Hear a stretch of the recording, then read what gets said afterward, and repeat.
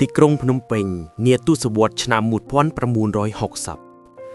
ពន្លឺភ្លើងនៃរាត្រីកាលបានចាប់ផ្ដើមរាយបណ្ដានគ្របដណ្ដប់លើរាជធានីដែលគេប្រសិទ្ធនាមថាជាគុជនៃអាស៊ីសំឡេងតន្ត្រីរណ្ដំចេញពីក្លឹបកម្សាន្តនានា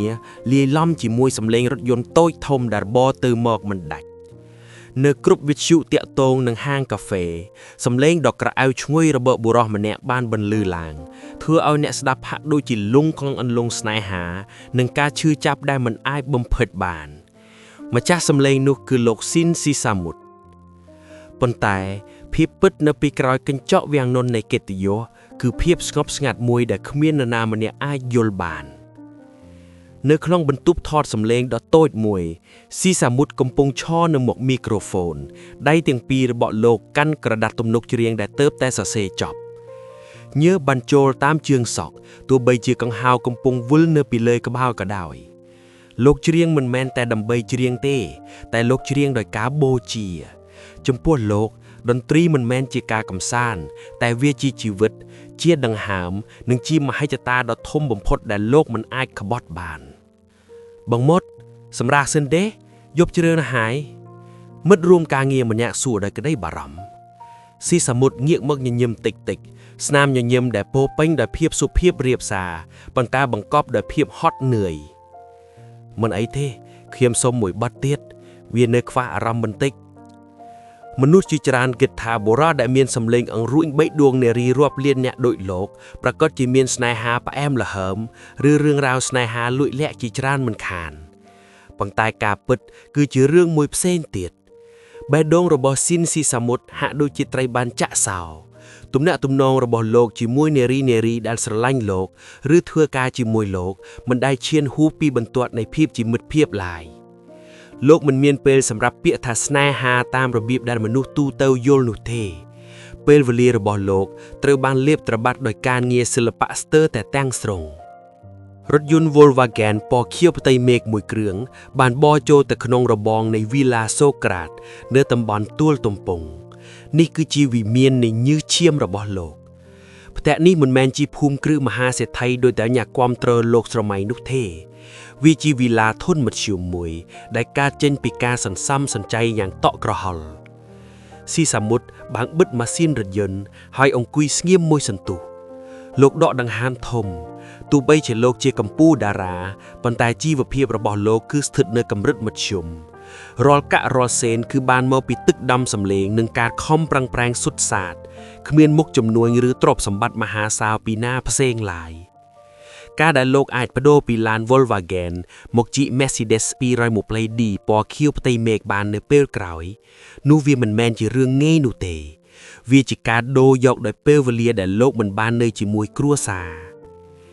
ពេលលោកដើរចូលទៅក្នុងផ្ទះភាពស្ងប់ស្ងាត់បានទទួលស្វាគមន៍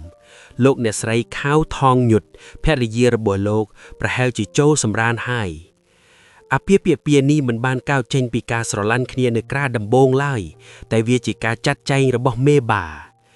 លោកស្រីត្រូវជាបងប្អូនជីដូនមួយលោកហើយបន្ទាប់ពីលោកបញ្ចប់សិក្សាពីសាលាវេជ្ជសាស្ត្រពួកលោកក៏ត្រូវបានផ្សំផ្គប់ផ្គុំស៊ីសាមុតដាកាត់បន្ទប់កូនទាំង4នាក់សិនយុទ្ធនាសិនច័ន្ទឆាយាសិនវណ្ណថានិងកូនស្រីពៅសិនប្រាសាទសង្វីលោកស្រឡាញ់កូនណាស់ប៉ុន្តែសេចក្តីស្រឡាញ់របស់លោកត្រូវបានបង្ហាញតាមរយៈភាពតឹងរឹងនិងការការពារមានថ្ងៃមួយលោកបានឃើញកូនប្រុសរបស់លោកគឺច័ន្ទឆាយាកំពុងលួចច្រៀងនិងដេញហ្គីតាសំឡេងរបស់កូនប្រុសលោកមានកោសិកាជាអ្នកសិល្បៈដូចលោកបេះបិទប៉ុន្តែជំនួសឲ្យការសរសើរស៊ីសាមុតបែរជាមានទឹកមុខក្រៀមក្រំនិងមើងម៉ាត់ឆាយាឈប់ទៅកូនស៊ីសាមុតនិយាយដោយសំឡេងធ្ងន់ប៉ាខ្ញុំគ្រាន់តែច័ន្ទឆាយាព្យាយាមពន្យល់អាជីពជាអ្នកចម្រៀងវាមិនមានតម្លៃទេកូនស៊ីសាមុតកាត់សម្ដីកូនប្រុសទាំងក្នុងចិត្តឈឺចាប់ដែលត្រូវនិយាយពីនេះចេញមកមើលប៉ាចុះល្បីឈ្មោះពិតមែនតែជីវិតយើងមិនបានស្រណុកសុខស្រួលដូចគេគិតទេប៉ាមិនចង់ឲ្យកូនដើរតាមគន្លងប៉ាទេ កុំយកជីវិតទៅប្រឡូកនឹងសិល្បៈអីពាក្យសម្ដីនោះហាក់ដូចជាទឹកត្រជាក់ស្រោចលើបេះដូងដែលកំពុងឆេះឆួលរបស់កូនប្រុសស៊ីសាមុតមិនដែលបង្ហាត់បង្រៀនឬលើកទឹកចិត្តកូនណាមួយឲ្យចេះច្រៀងឡើយព្រោះលោកដឹងច្បាស់ថានៅពីក្រោយឆាកតន្ត្រីគឺមានតែភាពហត់នឿយនិងសម្ពាធដែលគ្មានទីបញ្ចប់ពេលវេលាចេះតែរំកិលទៅមុខភាពល្បីល្បាញរបស់លោកកាន់តែខ្ពស់ប៉ុន្តែសុភមង្គលក្នុងគ្រួសារបែរជាកាន់តែឃ្លាតឆ្ងាយអ្នកស្រីថងយុទ្ធដែលជាភរិយាដែលបានរួមសុខរួមទុក្ខជាមួយលោកតាំងពីគ្រាដំបូងបានសម្រេចចិត្តបោះបង់ជីវិតជាជំទាវនិងភាពស៊ីវិល័យចោលទាំងអស់ក្នុងវ័យត្រឹមតែ30ឆ្នាំស្ត្រីម្នាក់នោះបានជ្រើសរើសយកផ្លូវធម៌សុំលាទៅបួសជាដូនជីដើម្បីស្វែងរកសេចក្តីស្ងប់នៅផ្លូវចិត្តដែលលោកស៊ីសាមុតមិនអាចផ្ដល់ឲ្យបានឡើយវីឡាសូក្រាតដែលធ្លាប់តែជាកន្លែងដែលលោកស៊ីនស៊ីសាមុតត្រឡប់មកជ្រកកូនក្រោយការងារដ៏នឿយហត់ឥឡូវនេះប្រែคล้ายជាវាលនៃភាពស្ងប់ស្ងាត់ដ៏គួរឲ្យភ័យខ្លាចអ្នកស្រីខៅថងយុទ្ធភរិយាដែលបានរួមសុខរួមទុក្ខជាមួយលោកតាំងពីគ្រាដំបូងបានសម្រេចចិត្តបោះបង់ជីវិតជាជំទាវនិងភាពស៊ីវិល័យចោលទាំងអស់ក្នុងវ័យត្រឹមតែ30ឆ្នាំស្ត្រីម្នាក់នោះបានជ្រើសរើសយកផ្លូវធម៌សុំលាទៅបួសជាដូនជីដើម្បីស្វែងរកសេចក្តីស្ងប់នៅផ្លូវចិត្តដែលលោកស៊ីសាមុតមិនអាចផ្ដល់ឲ្យបានឡើយថ្ងៃដែលអ្នកស្រីចាក់ចេញមិនមានការឈ្លោះប្រកែកគ្នាទ្រហឹងអើងកងដោយក្នុងរឿងល្ខោនទេវាគឺជាការលាគ្នាដោយភាពស្ងៀមស្ងាត់ដែលចាក់ដោតបំផុតស៊ីនស៊ីសាមុតបានត្រឹមឈរមើលខ្នងភរិយាដើរចេញទៅដោយក្នុងចិត្តលោកដឹងច្បាស់ថាលោកគ្មានពាក្យអ្វីដើម្បីឃាត់ខាំងនាងឡើយលោកដឹងថាតន្ត្រីគឺជាជនទី3ដែលចូលមកជ្រៀតជ្រែកក្នុងបេះដូងរបស់លោកមិនដែលមានស្រីថ្មីមិនដែលក្បត់ចិត្តប៉ុន្តែលោកបានក្បត់ពេលវេលាដែលគួរមានសម្រាប់គ្រួសារទៅឲ្យសិល្បៈអស់ទៅហើយប៉ាម៉ាក់ទៅណាសំណួរដ៏ត្រជាក់របស់កូនស្រីពៅប្រាសាទសង្វាបានធ្វើឲ្យបេះដូងរបស់លោកអួលណែនស៊ីនស៊ីសាមុតបានត្រឹមអោបកូនជាប់នឹងទ្រូងភ្នែកសម្លឹងទៅក្រៅបង្អួចមើលទៅរថយន្ត Mercedes 220D ពណ៌ខៀវដែលចតស្ងៀមរថយន្តនេះគឺជាតំណាងនៃភាពជោគជ័យជាអ្វីដែលមនុស្សជាច្រើនស្រមៃចង់បានប៉ុន្តែនៅពេលនេះវាហាក់ដូចជាដុំដែកដែលគ្មានវិញ្ញាណតាគេធ្មានឹងទ្រព្យសម្បត្តិមានន័យអ្វីបើគ្រួសារត្រូវបែកបាក់ក្នុងបន្ទប់ធ្វើការរបស់លោកស៊ីនស៊ីសាមុតចាប់ផ្ដើមសរសេរបទចម្រៀងថ្មីកាន់តែច្រើនឡើងភាពឈឺចាប់និងវិបដាសារីដែលលោកមិនអាចនិយាយប្រាប់នរណាបានត្រូវបានលោកបង្ហូរចូលទៅក្នុងទឹកខ្មៅនៃចុងប៊ិកនិងคล้ายជាទំនុកច្រៀងដែលធ្វើឲ្យអ្នកស្ដាប់ស្រក់ទឹកភ្នែកដោយមិនដឹងខ្លួនមហាជនបានឮសំឡេងរបស់លោកច្រៀងអំពីការបែកបាក់អំពីការឈឺចាប់ពួកគេគិតថាវាគ្រាន់តែជាការសម្ដែងប៉ុន្តែពួកគេមិនដឹងទេថានោះគឺជាសម្រែកចេញពីបែកដូងពិតរបស់បុរសម្នាក់ដែលបរាជ័យក្នុងជីវិតគ្រួសារទោះបីជាបាត់បង់ភរិយាដែលជាបង្គោលគ្រួសារប៉ុន្តែទំនួលខុសត្រូវជាឪពុកមិនអាចឲ្យលោកដួលរលំបានទេស៊ីនស៊ីសាមុតកាន់តែធ្វើការធ្ងន់ជាងមុនទ្វេដងដើម្បីធានាថាជីវភាពកូនទាំង4នាក់មិនរងផលប៉ះពាល់ប៉ុន្តែទន្ទឹមនឹងនោះភាពតឹងរឹងចំពោះកូនជាពិសេសចំពោះច័ន្ទឆៃយាកាន់តែខ្លាំងឡើងកុំច្រៀងគឺជាពាក្យដែលលោកតែងតែកំហុកដាក់កូនប្រុសរាល់ពេលដែលលោកឃើញកូនប្រុសយកដៃប៉ះឧបករណ៍តន្ត្រីលោកហាក់ដូចជាឃើញអនាគតដ៏ខ្មៅងងឹតមួយដែលលោកមិនចង់ឲ្យកូនជួបលោកខ្លាចកូនប្រុសខ្លាយទៅជាស៊ីនស៊ីសាមុតទី2ដែលមានតែគេធ្មាតែគ្មានក្តីសុខក្នុងជីវិតផ្ទាល់ខ្លួនលោកចង់ឲ្យកូនរៀនសូត្រខ្ពង់ខ្ពស់មានការងារធ្វើដែលមានស្ថិរភាពមិនមែនជាអ្នកចម្រៀងស៊ីឈ្នួលអារម្មណ៍គេដូចលោកទេប៉ុន្តែជោគវាសនាហាក់ដូចជាកង់រទេះដែលមិនអាចហាមឃាត់បាន ខណៈដែលលោកកំពុងតែព្យាយាមតស៊ូនឹងព្យុះភ្លៀងក្នុងគ្រួសារនៅខាងក្រៅរបងវីឡាសូក្រាតប្រទេសកម្ពុជាក៏កំពុងតែចាប់ផ្ដើមប្រែប្រួលស្រមោលនៃសង្គ្រាមចាប់ផ្ដើមលួនចូលមកបន្តិចម្ដងសំឡេងកាំភ្លើងចាប់ផ្ដើមលាយឡំជាមួយសំឡេងតន្ត្រីនៅពេលនោះលោកស៊ីសាមុតបានរៀបអាពាហ៍ពិពាហ៍ជាលើកទី2ជាមួយនឹងអ្នករាំរបាំម្នាក់ក្នុងក្តីសង្ឃឹមថានឹងអាចផ្សះផ្សាយដួងចិត្តនិងមានអ្នកមើលថែរក្សាកូនប៉ុន្តែតើជីវិតថ្មីនេះអាចនាំមកនូវពន្លឺឬគ្រាន់តែជាការចាប់ផ្ដើមនៃសោកនាដកម្មថ្មីមួយទៀតមេឃដែលធ្លាប់តែភ្លឺថ្លានៅទីក្រុងភ្នំពេញចាប់ផ្ដើមមានពពកខ្មៅរសាត់មកយុគសម័យមាសនៃតន្ត្រីកំពុងតែរាប់ថយក្រោយឆ្ពោះទៅរកភាពវិញ្ញាហិនហោចដែលគ្មាននរណានឹកស្មានដល់នេះគឺជាភាពបន្តដែលផ្ដោតសំខាន់លើជីវិតស្នេហាគ្រាទី2និងបរិយាកាសដ៏តានតឹងបំផុតមុនពេលទីក្រុងភ្នំពេញបាត់បង់ពន្លឺដើមទសវត្សរ៍ឆ្នាំ1970ទីក្រុងភ្នំពេញលែងជាទីក្រុងដែលដេកលក់ស្កប់ស្កល់ដូចមុនទៀតហើយសំឡេងតន្ត្រីរាំវង់សារ៉ាវ៉ានដែលធ្លាប់តែលាន់រំពើងដោយក្តីសប្បាយរីករាយ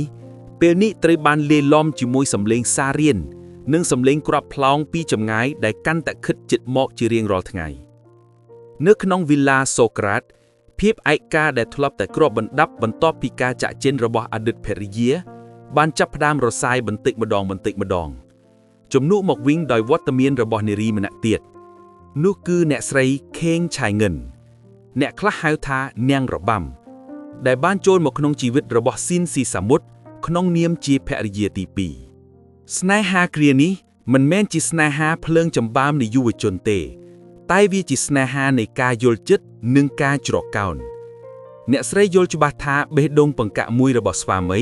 គឺបានប្រគល់ជូនទៅតន្ត្រីនិងមហាជនបាត់ទៅហើយនាងមិនដែលទាមទារពេលវេលាដែលលោកគ្មានទេតែនាងគឺជាអ្នករងចាំជូតញើសនិងផ្ដល់ទឹកត្រជាក់មួយកែវរាល់ពេលដែលលោកត្រឡប់មកវិញពីសាមរភូមិសិល្បៈបងហត់ទេ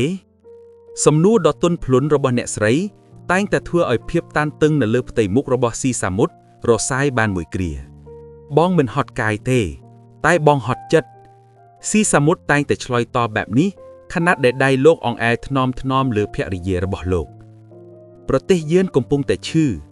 ហើយចម្រៀងរបស់បងគឺជាថ្នាំតែមួយដែលបងអាចជួយបាននៅសម័យនោះលោកស៊ីសាមុតមិនត្រឹមតែជាអ្នកចម្រៀងស្នេហាលោកបានក្លាយទៅជាសម្លេងនៃកម្លាំងចិត្តសម្រាប់កងទ័ពនិងប្រជាជនដែលកំពុងភ័យខ្លាចលោកត្រូវពាក់ឯកសណ្ឋានយោធា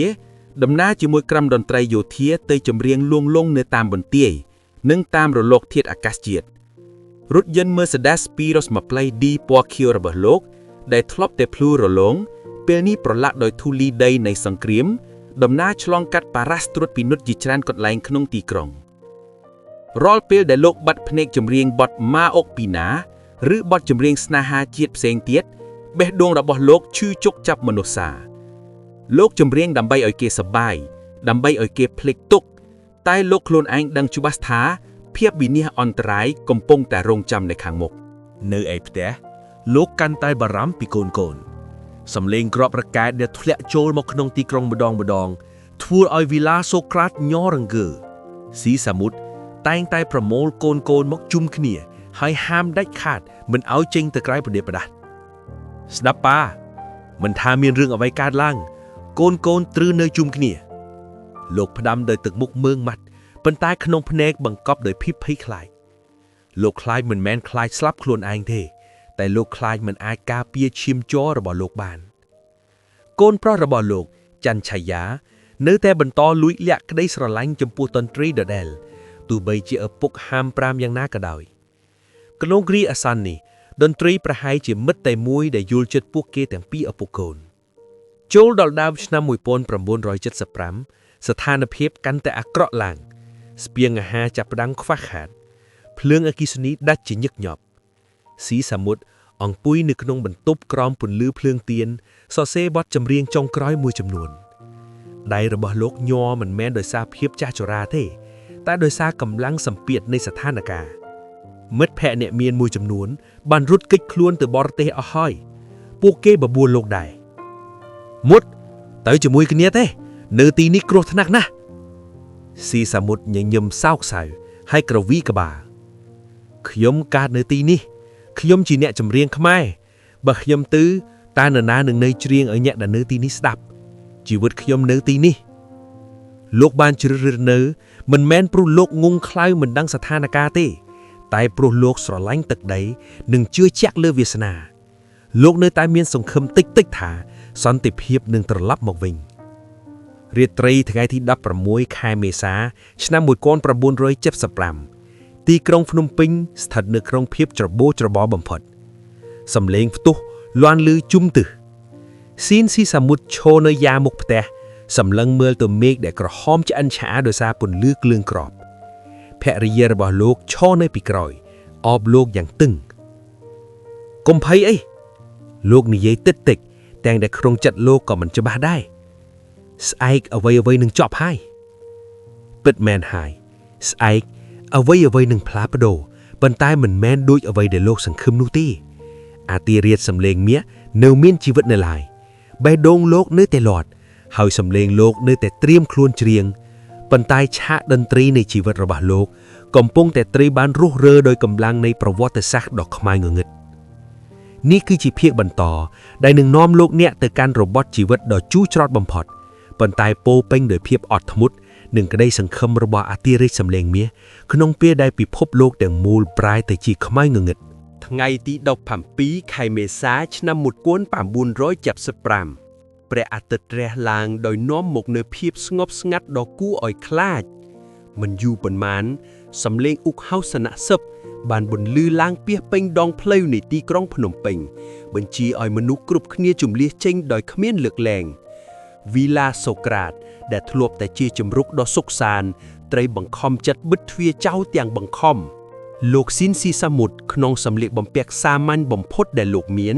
ស្ពាយកតាបតូចមួយនិងទឹកមុខមាំទាំលោកក្តាប់ដៃភរិយានិងកូនយ៉ាងតឹងក្នុងចំណោមវងមនុស្សរាប់លានអ្នកដែលកំពុងសម្រុកចេញពីទីក្រុងលោកព្យាយាមអោនមុខចុះទាបមិនមែនដោយសារភាពខ្មាស់អៀនទេប៉ុន្តែដើម្បីបិទបាំងអត្តសញ្ញាណកុំឲ្យគេស្គាល់ប៉ាឲ្យសោះលោកសឹបប្រាប់កូនក្នុងចំណោមហ្វូងមនុស្សមានអ្នកខ្លះដែលដាយក្បែរលោកលួចសម្លឹងមើលមុខលោកទាំងសង្ស័យសម្លេងខ្សឹបខ្សៀវចាប់ផ្ដើមមាននឹងមិនមែនលោកម្ចាស់សម្លេងមាសទេអីស៊ីសាមុតធូរជាមិនលឺលោកបន្តដាវទៅមុខទាំងបែដួងលោតញាត់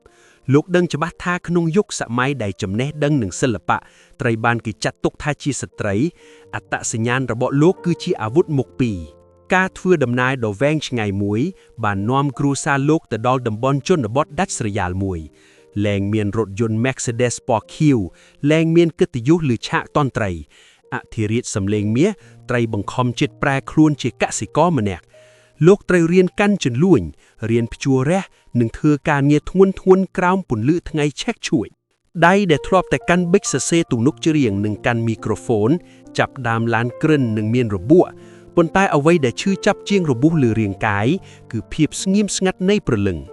លោកមិនត្រូវបានអនុញ្ញាតឲ្យច្រៀងមិនត្រូវបានអនុញ្ញាតឲ្យស្ដាប់តន្ត្រីពិភពលោករបស់លោកដែលធ្លាប់តែពោពេញទៅដោយរលកសំឡេងរលាយបាត់សូន្យឈឹងយប់មួយនៅក្រោមរោងដោលដ៏សែនក្រីក្រស៊ីសាមុតអង្គុយសម្លឹងមើលព្រះច័ន្ទលោកលួចច្រៀងតិចក្នុងបំពង់កគ្រាន់តែឲ្យខ្លួនឯងលឺដើម្បីកុំឲ្យភ្លេចនៅសិល្បៈដែលជាដង្ហើមរបស់លោកបងឈប់ទៅប្រយ័ត្នគេលឺភរិយារបស់លោកខ្សឹបទាំងភ័យខ្លាចលោកងាកមកញញឹមទាំងក្រៀមក្រំបងមិនអីទេបងគ្រាន់តែចង់ដឹងថាសំឡេងបងវានៅជាមួយបងឬអត់បើបងមិនបានច្រៀងបងប្រហែលជាស្លាប់មិនខានក្នុងស្ថានភាពដ៏លំបាកនេះស៊ីសាមុតបង្ហាញពីភាពរឹងមាំដ៏អស្ចារ្យលោកចេះបត់បែនតាមកាលៈទេសៈលោកប្រាជ្ញចំណេះដឹងផ្នែកវេជ្ជសាស្ត្រដែលលោកធ្លាប់រៀនដើម្បីជួយព្យាបាលអ្នកភូមិដោយលួចដែលធ្វើឲ្យលោកទទួលបានការស្រឡាញ់និងការការពារពីមនុស្សជុំវិញខ្លួននេះហើយជាមូលហេតុដែលធ្វើឲ្យលោកអាចរក្សាជីវិតបានក្នុងកាលៈទេសៈដែលសិល្បករអេងត្រូវបានគេធ្វើទុកបុកម្នេញឆ្នាំខែចេតរស័តទៅការរស់នៅក្រោមសម្ពាធនិងការបំភ័យបានធ្វើឲ្យលោកកាន់តែយល់ច្បាស់ពីតម្លៃនៃសេរីភាពកូនប្រុសរបស់លោកច័ន្ទឆាយាដែលកាលពីមុនលោកធ្លាប់ហាមមិនឲ្យស្រឡាញ់សិល្បៈ ពេលនេះបែរคล้ายជាកម្លាំងចិត្តតែមួយគត់របស់លោកអ្នកទាំងពីរឪពុកកូនតែងតែប្រាយក្រសាយភ្នែកដើម្បីជជែកគ្នាអំពីក្តីសង្ឃឹមទោះបីជាជីវិតពោពេញដោយភាពលំបាកតស៊ូជាមួយការងារធ្ងន់និងការហូបចុកមិនគ្រប់គ្រាន់ប៉ុន្តែអធិរាជសំឡេងមាសមិនដែលបោះបង់ចោលនៃភាពថ្លៃថ្នូររបស់លោកឡើយលោកនៅតែជាស៊ីនស៊ីសមុទ្រដែលមានចិត្តសប្បុរសទន់ភ្លន់និងរឹងមាំដូចមាសទឹកដប់ដែលទោះបីជាធ្លាក់ក្នុងភពក៏នៅតែមិនបាត់បង់ពន្លឺក្តីសង្ឃឹមរបស់លោកគឺថ្ងៃណាមួយពិភពលោកនឹងបានឮសំឡេងរបស់លោកម្ដងទៀតប៉ុន្តែតើថ្ងៃនោះនឹងមកដល់នៅពេលណាហើយតើលោកត្រូវឆ្លងកាត់ឧបសគ្គអ្វីខ្លះទៀតដើម្បីរក្សាជីវិតនិងការពារគ្រួសារនៅសម័យកាលដ៏ច្របូកច្របល់នេះ